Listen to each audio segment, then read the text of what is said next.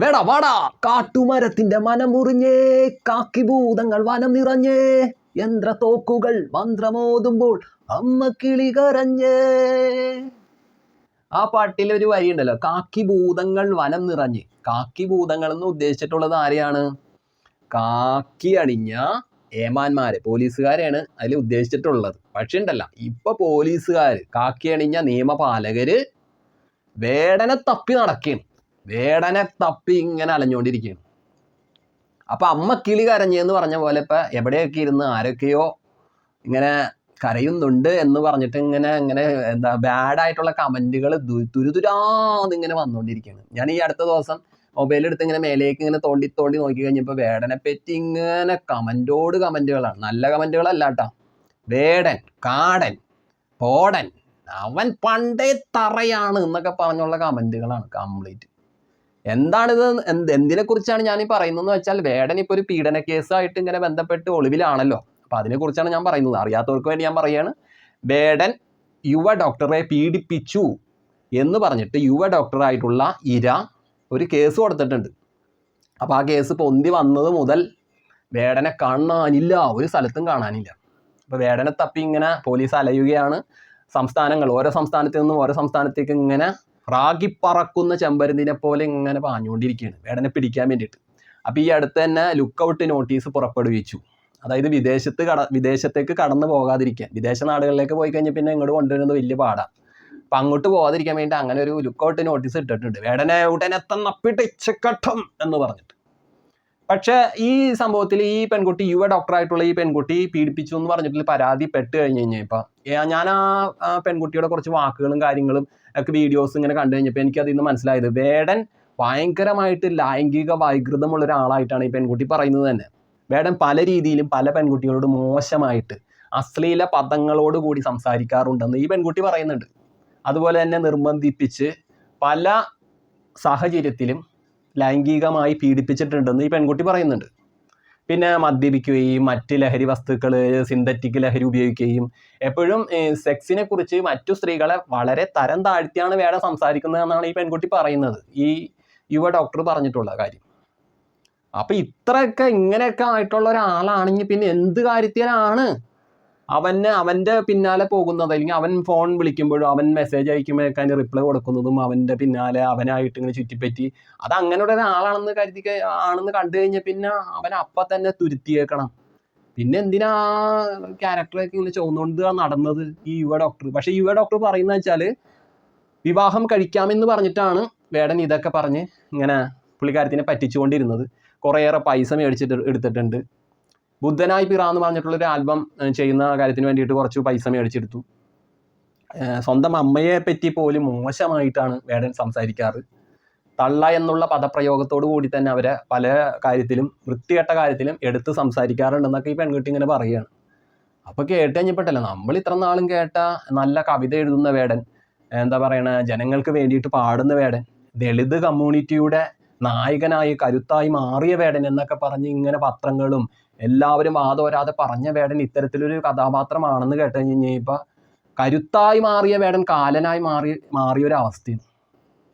വേടൻ്റെ ഒരു കാലൻ്റെ ഒരു രൂപം പൊന്തി വന്നിരിക്കുകയാണ് ഇവിടെ. അപ്പൊ ഇത്രയ്ക്ക് വൃത്തികെട്ടവനാണോ എന്ന് വരെ ചിന്തിച്ചു പോയി. പക്ഷെ നമ്മൾ ഒരാളുടെ ഭാഗം മാത്രമേ ഇവിടെ കേട്ടിട്ടുള്ളൂ. ആ പെൺകുട്ടി ഇപ്പം പുറമേ വന്ന് ഒരു വീഡിയോയ്ക്ക് വേണ്ടിയിട്ട് അഭിമുഖമായിട്ട് സംസാരിച്ച കാര്യങ്ങൾ മാത്രമേ നമ്മൾ കേട്ടിട്ടുള്ളൂ. പക്ഷെ വേടന്റെ ഭാഗം എന്താണെന്ന് കൂടി അറിയേണ്ടതാണ്, കേൾക്കേണ്ടതാണ്. പക്ഷെ എനിക്ക് ഇതിലുള്ള ഒരു കാര്യം എന്ന് വെച്ചാൽ, ഇപ്പം ഇങ്ങനെ ഒരു കേസ് വന്നു, വേടനെതിരെ ഒരു പീഡന കേസ് വന്നു കഴിഞ്ഞപ്പോൾ വേടൻ ഒളിച്ചോടുകയല്ല വേണ്ടത്, അങ്ങേരെ എങ്ങാണ്ട് മുങ്ങിയിരിക്കുകയും, എന്നിട്ട് മുങ്ങിയിരുന്നുകൊണ്ട് ഒരറിവുമില്ല, തിരിവുമില്ല, എന്തോ മുൻകൂർ ജാമ്യത്തിന് വേണ്ടിയിട്ട് അപേക്ഷ കൊടുത്തിട്ടുണ്ട്, അതൊന്നും തീരുമാനമായിട്ടില്ല. പക്ഷെ അയാൾക്ക്, വേടന് പൊതുസമൂഹത്തിനോട്, പൊതുജനങ്ങളോട് വന്നിട്ട് കാര്യം അവതരിപ്പിക്കാൻ പാടില്ലേ? ഒരു വലിയൊരു പ്രസ് മീറ്റ് വിളിച്ചു കൂട്ടിയിട്ട് കാര്യം അവതരിപ്പിക്കാൻ പാടില്ലേ? വേടൻ്റെ സത്യങ്ങൾ വിളിച്ചു പറയാൻ പാടില്ലേ? അപ്പൊ വേടൻ ഈ വിഷയത്തിൽ ഒരു കാര്യം എന്തോ പറഞ്ഞിട്ടുണ്ട്. അത് ഞാനെന്തോ ഒരു ന്യൂസായിട്ട് കണ്ടു. ഉഭയസമ്മത പ്രകാരമായിട്ടുള്ള ലൈംഗിക പീഡനമാണ് ഉണ്ടായിട്ടുള്ളത് എന്നൊക്കെ പറഞ്ഞ് അങ്ങനെ കണ്ടു. എന്തായാലും വേടന്റെ ഭാഗത്തുനിന്ന് ഇത്തരത്തിലുള്ള ചെറ്റത്തരങ്ങളൊന്നും കേരള സമൂഹം കാണാൻ ആഗ്രഹിച്ചിരുന്നില്ല.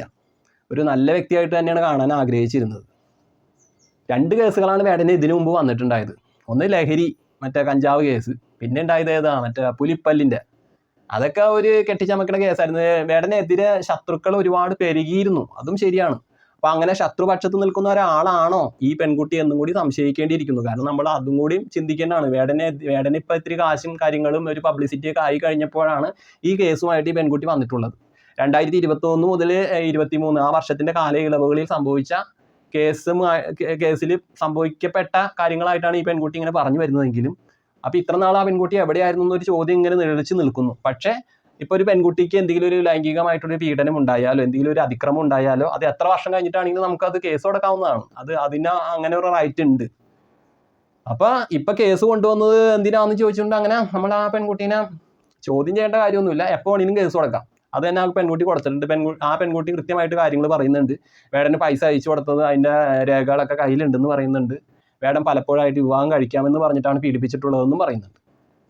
പക്ഷേ ഇതിലെല്ലാവരും കമൻറ്റുകളിലൊക്കെ ഇങ്ങനെ നമ്മൾ നോക്കി പോകുമ്പോൾ എല്ലാവരും പറയുന്ന കാര്യം, ഇത്രയേറെ പഠിപ്പും വിവരവും വിദ്യാഭ്യാസവും ഗൗരവവും ഒക്കെ ഉള്ള പെൺകുട്ടി, ഡോക്ടറെ താങ്കൾ ഇവന് വേണ്ടിയിട്ട് ഇത്രയും ലഹരിക്ക് അഡിക്റ്റ് ആയിട്ടുള്ള, ഡ്രഗ്സിന് അഡിക്റ്റ് ആയിട്ടുള്ള, ലൈംഗികമായിട്ടുള്ള കാര്യങ്ങൾക്ക് അഡിക്റ്റ് ആയിട്ടുള്ള, അടിമയായിട്ടുള്ള ഇവൻ്റെ പിന്നാലെ എന്തിനു പോയി എന്നാണ് പിന്നെയും ചോദിച്ചുകൊണ്ടിരിക്കുന്നത്. അതൊരു ചോദ്യം തന്നെയല്ലേ? അത് ഈ പെൺകുട്ടിയോടുള്ള ചോദ്യമാണ്. അത് എന്തിനു പോയി, എന്തിന് അവൻ വിളിക്കുന്ന വഴിത്താരകളിലൊക്കെ പോയി നിന്നു കൊടുത്തു. വേടൻ്റെ ഫ്രണ്ട്സിൻ്റെ ഒരു വലയത്തിനുള്ളിലേക്ക് വിളിച്ചു കൊണ്ടുപോയിട്ടുണ്ടെന്നൊക്കെ ഈ പെൺകുട്ടി പറയുന്നുണ്ട്. പലപ്പോഴും വേടനിൽ നിന്ന് മോശമായിട്ടുള്ള അനുഭവമാണ് പെൺകുട്ടിക്ക് ഉണ്ടായിട്ടുള്ളതെന്നും ഈ യുവ ഡോക്ടർ പറയുന്നുണ്ട്. അപ്പം അങ്ങനെയുള്ള കാര്യങ്ങളൊക്കെ കേട്ട് കഴിഞ്ഞ് കഴിഞ്ഞാൽ ഇപ്പം ശരിക്കും പറഞ്ഞു കഴിഞ്ഞാൽ കേരള സമൂഹത്തിൽ വേടൻ ഇഷ്ടപ്പെട്ടിരുന്നവരുടെ മനസ്സിൽ എന്താ പറയുക വലിയൊരു കരിനിഴൽ പരന്നിരിക്കുകയാണ്. ഞാനിങ്ങനെയൊന്നല്ല വേടനെ പറ്റി വിചാരിച്ചുകൊണ്ടിരുന്നു. വേടൻ നല്ല ശുദ്ധമായിട്ടുള്ള, ആരും പറയാത്ത, ആരും സഞ്ചരിക്കാത്ത വഴികളിലൂടെ വരെ തൻ്റെ വാക്കുകളെ, തീഷ്ണതയുള്ള വാക്കുകളെ കൊണ്ടുപോകുന്നു, വരികളെ അതിനെ ലയിപ്പിക്കുന്നു, പാടുന്നു, ഉച്ചത്തിൽ പാടുന്നു. അതങ്ങനെയൊക്കെ പാടിയപ്പോൾ അടിപൊളിയായിരുന്നു. സർക്കാർ വരെ വേടനെ പിന്തുണച്ചു അല്ലേ? സർക്കാർ, സാംസ്കാരിക മേഖല, മറ്റ് സോഷ്യൽ മീഡിയകൾ ഒക്കെ വേടനെ ഇങ്ങനെ വാനോളം പുകഴ്ത്തി. പക്ഷേ അതിൻ്റെ ഇടയിൽ വീണ്ടും ഇങ്ങനെ. പിന്നെ വേടനൊരു എന്തോ പ്രണയിനിയില്ലേ, മോണലോവ എന്ന് പറഞ്ഞ പാട്ട് ഇറങ്ങിയ സമയത്ത് സോഷ്യൽ മീഡിയയിൽ തരംഗമായിട്ടൊക്കെ ഇങ്ങനെ ആ പെൺകുട്ടീനൊക്കെ ഇങ്ങനെ ഓരോ ചിത്രങ്ങളൊക്കെ കാണിക്കുന്നുണ്ട്. അപ്പോൾ ആ പെൺകുട്ടിക്ക് എന്താണ് ഈ വിഷയത്തെക്കുറിച്ച് ഉള്ളതെന്നും കൂടി അറിയേണ്ടതാണ്. വേടൻ്റെ ലൈഫിനെ ചുറ്റിപ്പറ്റിയുള്ള വാർത്തകളൊക്കെ ഓരോന്നും ഇങ്ങനെ ഇഴഞ്ഞൊക്കെ ഇങ്ങനെ ഇറങ്ങി വരുമ്പോഴും നമ്മളറിയാത്ത പല കഥകളും ഈ യുവ ഡോക്ടർ ഇങ്ങനെ പറയുകയാണ്. കേട്ട് കഴിഞ്ഞാൽ നമുക്ക് എന്തോ ഒരു വല്ലാത്ത വെറുപ്പ് വേടനിലേക്ക് ഇങ്ങനെ തോന്നിപ്പോകുന്ന തരത്തിലുള്ള വാക്കുകൾ. അപ്പം ഈ വിഷയത്തിൽ ഞാൻ വീണ്ടും എടുത്ത് പറയുകയാണ്, ഇങ്ങനെ ഒരു സംഭവം ഉണ്ടായി കഴിഞ്ഞാൽ ഇപ്പം വേടൻ്റെ ഭാഗത്ത് തെറ്റൊന്നും സംഭവിച്ചിട്ടില്ല, അല്ലെങ്കിൽ ഈ പെൺകുട്ടി പറയുന്നത് കള്ളത്തരമാണെന്നുണ്ടെങ്കിൽ വേടൻ അത് പൊതുസമൂഹത്തിനോട്, പൊതുജനങ്ങൾക്ക് മുൻപാകെ വന്ന് കാര്യം അവതരിപ്പിച്ച് പറയണമായിരുന്നു. അതൊന്നും പറഞ്ഞില്ല. അദ്ദേഹം മുൻകൂർ ജാമ്യത്തിന് വേണ്ടിയിട്ട് പരക്കം പാഞ്ഞോടി, അതുപോലെ തന്നെ ഇപ്പോൾ ഒളിവിൽ പോയിരിക്കുന്നു. അങ്ങനത്തെ ഒരു അവസ്ഥ, അങ്ങനത്തെ ഒരു സ്ഥിതി, ഇതൊക്കെ കാണുമ്പോൾ എല്ലാവർക്കും നല്ല സംശയം നല്ലതുപോലെ നിഴലിക്കും. സംശയം നല്ലതുപോലെ ഇങ്ങനെ കടുകട്ടിയായിട്ട് തന്നെ വരും. ഇപ്പം ഈ അടുത്ത് തന്നെ നിവിൻ പോളിക്കെതിരെ ഇതുപോലെ ഒരു പെൺകുട്ടി എന്തോ ഒരു ആരോപണം കൊടുത്തില്ലേ, എന്തോ പീഡനം അങ്ങനെ ഒക്കെ പറഞ്ഞൊരു ആരോപണം കൊടുത്തു കഴിഞ്ഞാൽ ഇപ്പം നിവിൻ പോളി എന്താ ചെയ്തത്?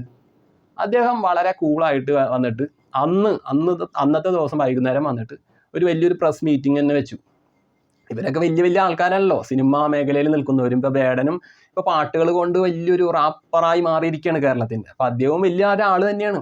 അപ്പോൾ അദ്ദേഹത്തിന് ഇതുപോലെ ചെയ്താൽ മതിയായിരുന്നു. അപ്പോൾ നിവിൻ പോളി വന്നിട്ട് ഇങ്ങനെ ഓരോ കാര്യങ്ങൾ കൃത്യമായിട്ട് തന്നെ പറഞ്ഞു. നിവിൻ പോളിയുടെ സംസാരത്തിൽ നിന്നും മനസ്സിലായി ആ കാര്യത്തിൽ ഈ പെൺകുട്ടി ഉന്നയിച്ച പരാതിയിൽ യാതൊരുവിധ കഴമ്പുമില്ല, യാതൊരുവിധ തെളിവുമില്ല എന്ന് മനസ്സിലായി. പിന്നെ ആ പെൺകുട്ടീനെ ആരും കണ്ടിട്ടില്ല, പിന്നെ ന്യൂസിൽ പോലും കേട്ടിട്ടില്ല. ആ പെൺകുട്ടി ഏത് വഴിക്ക് ഓടി രക്ഷപ്പെട്ടെന്ന് ആർക്കും അറിയില്ല. അപ്പോൾ അങ്ങനെ കള്ളത്തരമാണ്, അങ്ങനത്തെ ഒരു കള്ളക്കേസാണെങ്കിൽ അങ്ങനെ വേടൻ പറയണമായിരുന്നു. ഇതൊന്നും പറഞ്ഞിട്ടില്ല. വേടനെ അടുത്തറിയാവുന്ന സ്നേഹിതന്മാർ പോലും സോഷ്യൽ മീഡിയയ്ക്ക് മുന്നിൽ വന്ന് ഇതിനെപ്പറ്റി സംസാരിക്കുന്നു പോലുമില്ല. അപ്പോൾ ഇതിലൊക്കെ എന്തോ നഗ്നമായ സത്യങ്ങൾ ഒളിഞ്ഞു കിടപ്പുണ്ടെന്നുള്ളത് ഒരു വലിയ സത്യം തന്നെയാണ്. അതുപോലെ നടൻ സിദ്ദിഖിനെതിരെ ഇതുപോലത്തെ ഒരു കേസ് കിടക്കുക വന്നു കഴിഞ്ഞപ്പോൾ സിദ്ദിഖ് മുൻകൂർ ജാമ്യത്തിന് വേണ്ടിയിട്ട് അപേക്ഷിച്ചു, അതെടുത്തു. പിന്നെ അദ്ദേഹം എങ്ങാണ്ടൊക്കെ ഒളിവിലായിരുന്നു. പിന്നീടാണ് ആ കേസ് തേഞ്ഞു മാഞ്ഞു കഴിഞ്ഞപ്പോൾ പുള്ളി പൊതു രംഗത്ത് തന്നെ വന്നത്. അപ്പോൾ ആ ഒരു എന്താ പറയുക റൂട്ടിൽ കൂടിയാണോ വേടനും കൂടി പോകുന്നതെന്ന് നമ്മൾ ചിന്തിക്കേണ്ടിയിരിക്കുന്നു. എന്തായാലും കേസിൻ്റെ സത്യങ്ങൾ പൊതുജനങ്ങൾ അറിയേണ്ടതാണ്. ഇതിൽ ആരുടെ ഭാഗത്താണ് ശരി എന്നുള്ള കാര്യം തിരിച്ചറിയേണ്ട കാര്യം തന്നെയാണ്. എത്ര വലിയ റാപ്പറായാലും, എത്ര വലിയ കൊടി കെട്ടിയ രാജാവായാലും, എത്ര വലിയ തമ്പുരാനായാലും തെറ്റ് ചെയ്താൽ ശിക്ഷിക്കപ്പെടണം. ന്യായവും നേരും നീതിയുമൊക്കെ ആരുടെ ഭാഗത്താണെന്ന് സൂക്ഷ്മമായിട്ട് അത് അന്വേഷിച്ച് കണ്ടെത്തി ആ ന്യായം നേരൊക്കെ ഉള്ളവർക്ക് ആരൊക്കെയാണെന്ന് വെച്ചാൽ അത് കൃത്യമായ രീതിയിൽ വീതിച്ചു കൊടുക്കാനുള്ള നിലപാട് തന്നെ സർക്കാർ എടുക്കണമെന്ന് ഈ വിഷയത്തിൽ ഞാൻ എൻ്റെ സ്വന്തം അഭിപ്രായമായിട്ട് തുറന്നു പറയാം. കാരണം അങ്ങനെയാണ് വേണ്ടത്. അല്ലാണ്ട് അത് നമ്മുടെ ആളാണ്, പുള്ളി തെറ്റ് ചെയ്താലും തെറ്റ് ചെയ്തില്ല എന്നും പറഞ്ഞ് കണ്ണുകെട്ടി ഇരിക്കാൻ പാടില്ല. വേടനായാലും എത്ര വലിയ വലിയ കിങ് ആയാലും ശരി. അപ്പം ഈ വിഷയത്തെക്കുറിച്ച് എന്താണ് പ്രിയപ്പെട്ടവരെ നിങ്ങളുടെ അഭിപ്രായം എന്തെന്ന് വെച്ചാൽ അത് കമൻറ്റുകളായി അറിയിക്കൂ. ഓക്കെ, ടാറ്റാ.